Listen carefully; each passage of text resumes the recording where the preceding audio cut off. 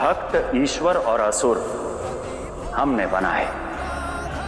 अग्नि, जल, वायु, सबका प्रभाव सबके लिए एक समान है।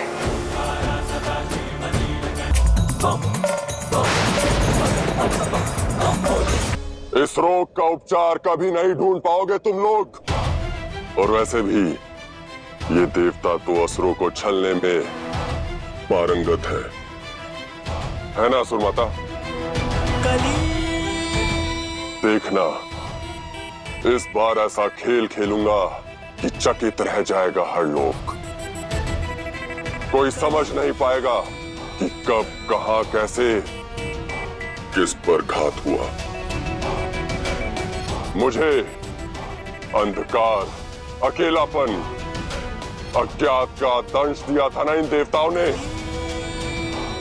अब मैं इन्हें दिखाऊंगा अज्ञात का आतंक और कली का दंश।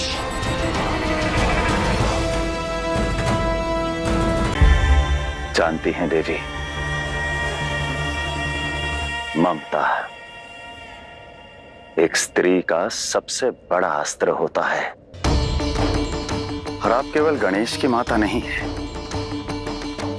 आप तो संपूर्ण जगत की जगत जननी है। अन्न की पूर्ति करने वाली अन्नपूर्णा है आप। वो अन्नपूर्णा जो सबको फलने फूलने का आशीष देती है। अपनी शक्ति को जागृत कीजिए, स्वयं पर विश्वास कीजिए। और वैसे भी एक माता अपनी संतान पर आने वाले हर कष्ट को हर सकती है,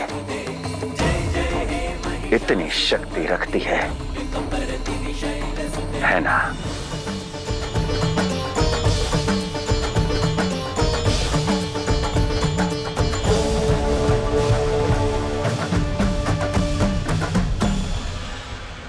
हमें भी प्रतीत हो रहा है कि ये देवी सत्य कह रही, क्योंकि जब से माता आई है हमारे गांव में ज्वर का प्रकोप बढ़ा है।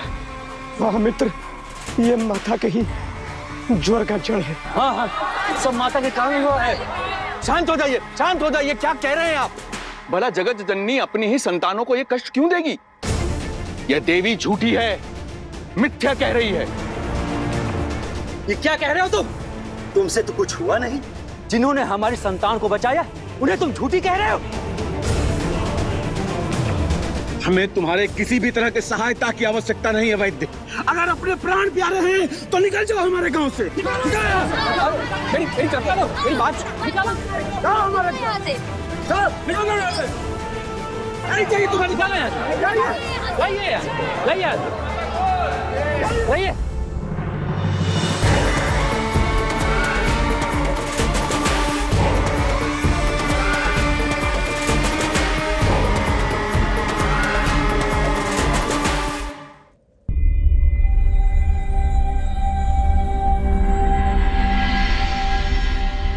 समय अत्यंत कठिन है देवी,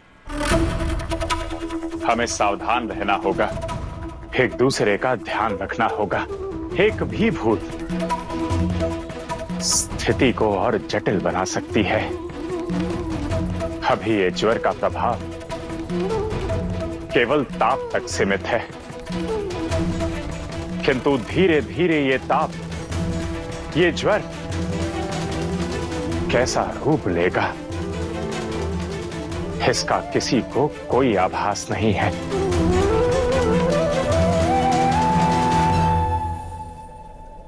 और जब तक स्थिति संभलती नहीं, आप कहीं नहीं जाएंगी देवी, यहीं वैकुंठ में रहेंगी मेरे दृष्टि के समक्ष।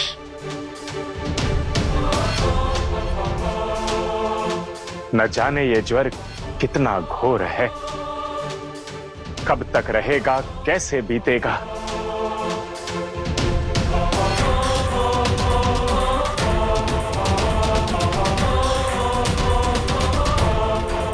मेरी प्राण प्रिय हैं आप, और मैं आपको किसी विपदा में नहीं देख सकता। माता,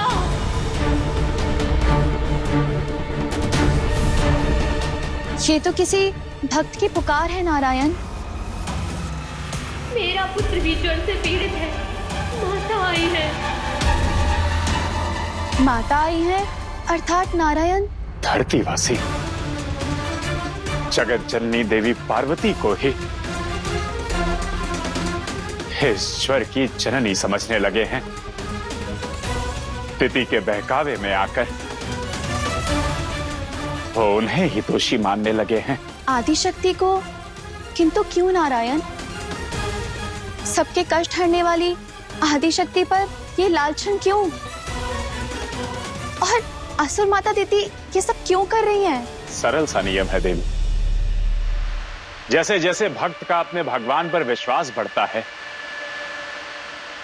वैसे वैसे उसके भगवान की भी शक्ति बढ़ती है। और जब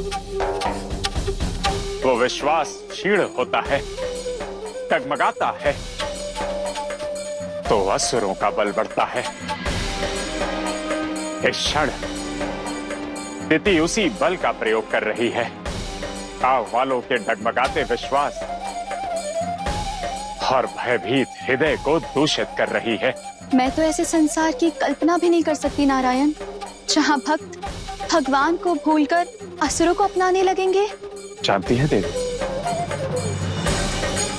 काल चक्र के अनुसार एक दिन ऐसा भी आएगा जब भक्त अपने भगवान की भक्ति छोड़कर वासना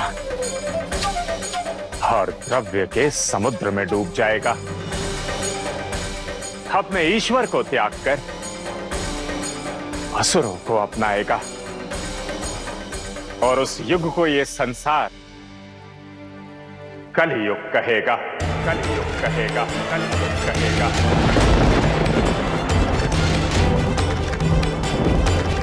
ये नियति है जिसे कोई तोड़ मरोड़ नहीं सकता, बदल नहीं सकता।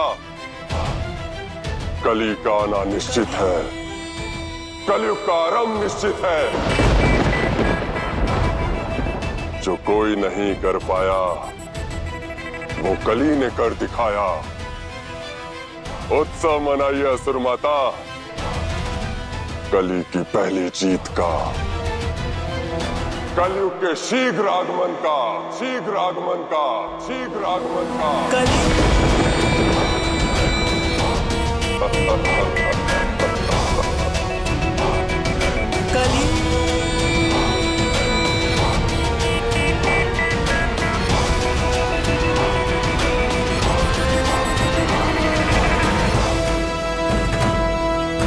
भक्त, ईश्वर और असुर हमने बनाए।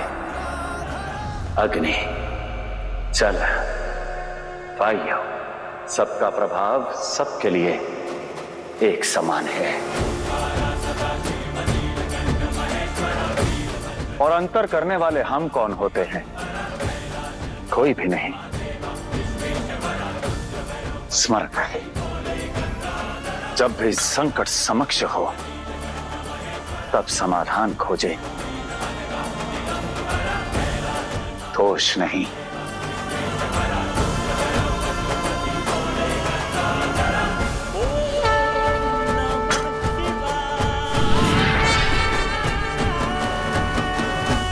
नारायण, ये भोलेनाथ क्या कह गए? क्या करने वाले हैं वो? कहीं इस ज्ञान के पीछे हमारे लिए कोई संकेत तो नहीं? भोलेनाथ की मंशा क्या है,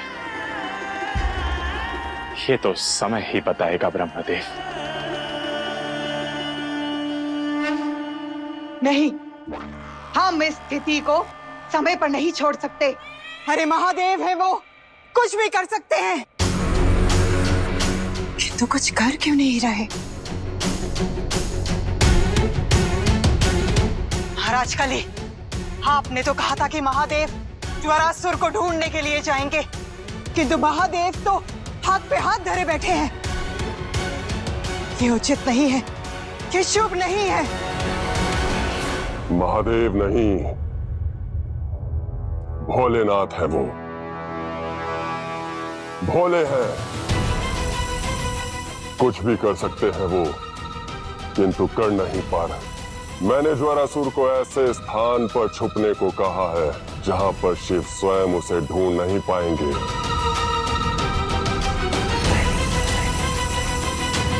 तो फिर हमें अपने षड्यंत्र के तीसरे पड़ाव पर जाना होगा। कह दीजिए ज्वरासुर को कि सभी माँ बाप के क्रोध की अग्नि भड़कती जा रही है, अपने अगले प्रहार के लिए सज्ज हो जाए। अवश्य, किंतु उससे पहले महादेव पर दृष्टि रखना आवश्यक है। शिव से आगे होंगे तभी तो शिव शक्ति को हरा पाएंगे। मुझे उनके अगले दांव का पता लगाना होगा।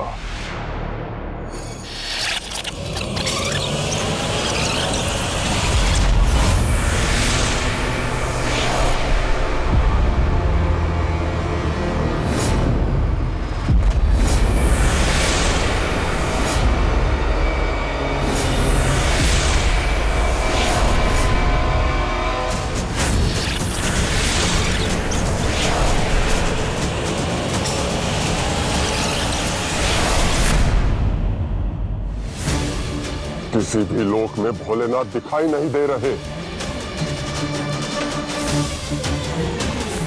मानो कहीं लुप्त हो गए वो। अपनी ऊर्जा को मेरी पहुंच से दूर कर दिया उन्होंने। भोलेनाथ बहुत मनमोजी है। कहीं हमसे छुपकर हमें हराने का दांव तो नहीं खेल रहे। चाहे जो हो जाए, उन्हें ज्ञात नहीं होना चाहिए कि ज्वरासुर है कहां।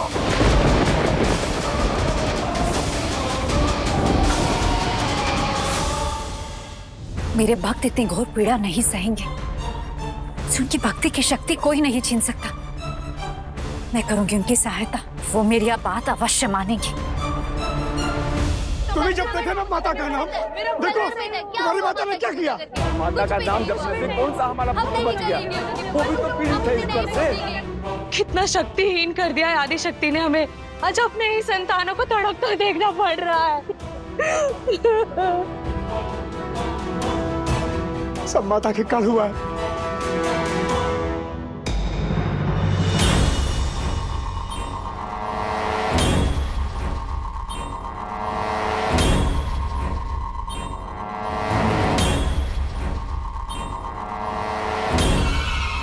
शांत हो जाइए। अब मैं आ गई हूं, सब शुभ होगा।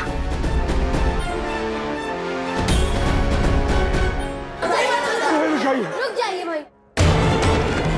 समीप बताइए माता, वही रुकिए। आपका हमारे गांव में कोई स्थान नहीं है। लौट जाइए माता, आपका आगमन हमारे लिए शुभ संकेत नहीं है।